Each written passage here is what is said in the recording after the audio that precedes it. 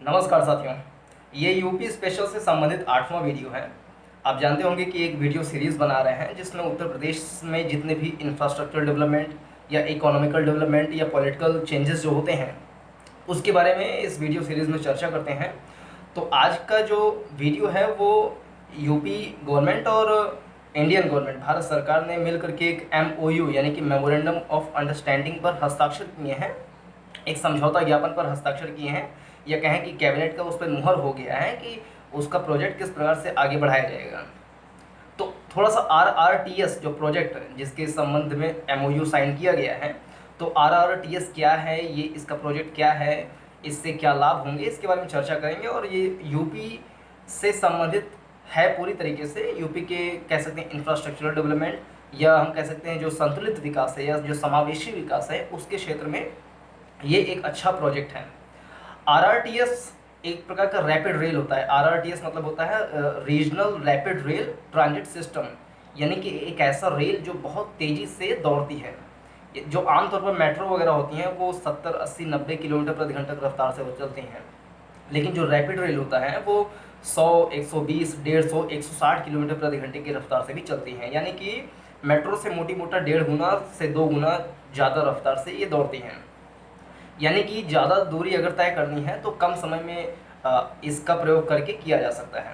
और ये जो मेगा सिटीज़ होते हैं, जो मेट्रोपॉलिटन सिटीज़ होते हैं, बहुत ज़्यादा अर्बनाइज्ड सिटीज़ होते हैं, जहाँ पर जनसंख्या बहुत ज़्यादा केंद्रित रहती है, जहाँ पर इकोनॉमिक डेवलपमेंट या कहें कि औद्योगिकरण जो अर्बनाइजेशन है या कहें कि जो इंडस्ट्रियलाइजेशन है बहुत ज़्यादा होता है, जहाँ पर एक साथ बहुत सारे स्थान से लोग आकर के काम करते हैं, तो वहाँ पर ज़रूरी हो जाता है कि सड़कों पर जो भीड़ है वो बहुत ज़्यादा जमा ना हो, यानी कि लोग एक स्थान से दूसरे स्थान पर बहुत जल्दी से पहुँच जाएँ। तो उसके लिए रैपिड रेल परियोजना जो होती है वो बहुत ही ज़्यादा कारगर होती है। तो जो ये रैपिड रेल RRTS प्रोजेक्ट बनाया जा रहा है ये इस क्षेत्र में बहुत ज़्यादा महत्वपूर्ण है, जो कि दिल्ली में एक स्थान है सराय काले खां, वहाँ से बनेगी। सराय काले खां से आते हुए दिल्ली से होते हुए गाज़ियाबाद में प्रवेश करेगी, आनंद विहार से होते हुए आगे बढ़ेगी। और एक रोड है, बहुत फेमस रोड है, लेकिन आमतौर पर लोग उसका नाम नहीं जानते हैं, मदन मोहन मालवीय मार्ग। मदन मोहन मालवीय मार्ग के किनारे किनारे, रोड के किनारे किनारे भी प्रोजेक्ट बन भी रहा है, वहाँ पे रोड के किनारे किनारे RRTS प्रोजेक्ट लिखा भी हुआ है।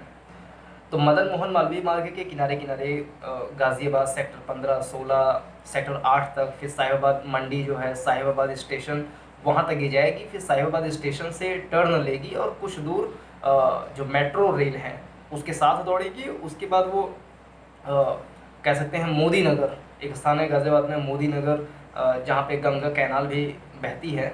तो मोदी नगर से आगे जाएगी, मेरठ में प्रवेश कर जाएगी, मेरठ में पड़तापुर, दुहाई, यहाँ सब जाएगी। यानी कि एक लंबा है, करीब 82 किलोमीटर लंबा प्रोजेक्ट है ये।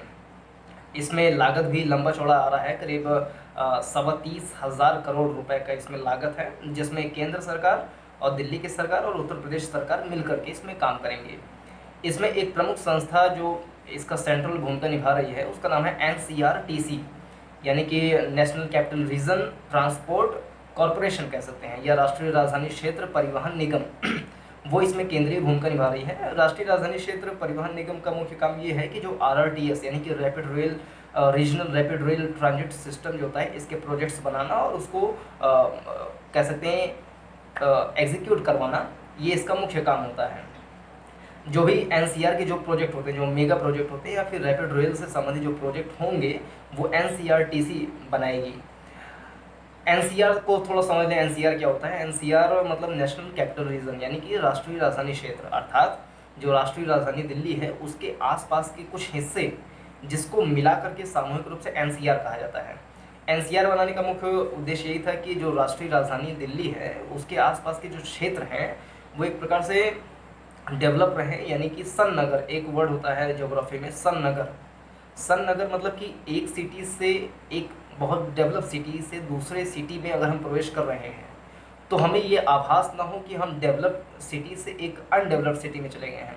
मतलब यानी एक डेवलप सिटी से दूसरे सिटी में जा रहे हैं तो उसमें जो डेवलपमेंट वाली जो चीज़ें हैं, इंफ्रास्ट्रक्चर जो चीज़ें हैं वो लगभग लगभग सेम रहें, ऐसा जब हमें आभास हो तो उसको सन नगर कहते हैं। यानी दिल्ली से अगर हम गाज़ियाबाद में प्रवेश करेंगे या गाज़ियाबाद से मेरठ में प्रवेश करेंगे तो उसमें बहुत ज़्यादा रोड कनेक्टिविटी या अन्य इंफ्रास्ट्रक्चरल जो डेवलपमेंट है उसमें बहुत ज़्यादा भिन्नता हमें नहीं दिखाई देगी, तो उसी को सन नगर बोलते हैं।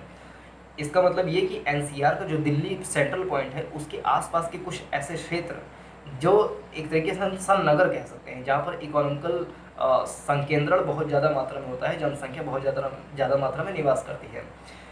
55,000 वर्ग किलोमीटर का क्षेत्र है एनसीआर, जिसमें करीब 5 करोड़ की जनसंख्या निवास करती है। 5 करोड़ यानी बहुत बड़ी संख्या है, 5.5 करोड़ की जनसंख्या है वहाँ पे निवास करती है पूरे एनसीआर रीजन में। एनसीआर में मुख्य रूप से 4 राज्य आ सकते हैं। एक उत्तर प्रदेश है अपना, एक हरियाणा है, एक राजस्थान है और दिल्ली को जो यूनियन टेरिटरी है वो भी इसमें आती है। तो 4 इसमें है, एक यूनियन टेरिटरी और 3 स्टेट, हरियाणा, राजस्थान, उत्तर प्रदेश। उत्तर प्रदेश में 8 जिले हैं। जो उत्तर प्रदेश का सबसे पूर्वी, जो सबसे पश्चिमी शहर है या कहें जो जिला है वो शामली भी एनसीआर में आती है। तो यूपी के जो 8 ज़िले हैं जो एनसीआर में आते हैं उसका नाम भी पता होना चाहिए यूपी स्पेशल के लिहाज से। तो सबसे ऊपर में अगर देखें तो बागपत है, मुजफ्फरनगर है, फिर शामली है, मेरठ, गाज़ियाबाद, हापुड़, गौतम बुद्ध नगर और उसके बाद अपना आ जाएगा बुलंदशहर आ जाएगा। तो ये 8 शहर आते हैं जो कि उत्तर प्रदेश के हैं। राजस्थान से 2 शहर आते हैं, एक अलवर नाम का शहर है, एक भारतपुर करके शहर है। अलवर जो है वो एरिया वाइज बड़ा सिटी है, मतलब ये पूरे एनसीआर रीजन में सबसे बड़ा अगर हम एरिया वाइज देखें तो अलवर ही है, और भारतपुर ये दूसरे स्थान पर हो सकता है।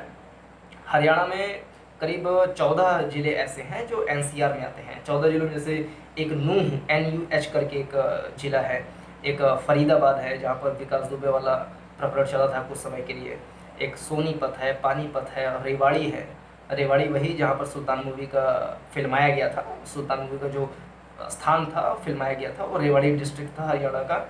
तो रेवाड़ी हो गया। ऐसे 14 ज़िले हरियाणा के, 8 ज़िले अपने यूपी के और 2 ज़िले राजस्थान के और दिल्ली, ये मिला करके पूरा एनसीआर बनते हैं। यहाँ पर जो इंडस्ट्रियल डेवलपमेंट है वो ज़्यादा मात्रा में है, लोग यहाँ पर ज़्यादा मात्रा में आकर के बसते हैं। गुरुग्राम भी, गुड़गांव भी एक बड़ा शहर है जो कि एनसीआर में आता है, जो कि हरियाणा का एक शहर है।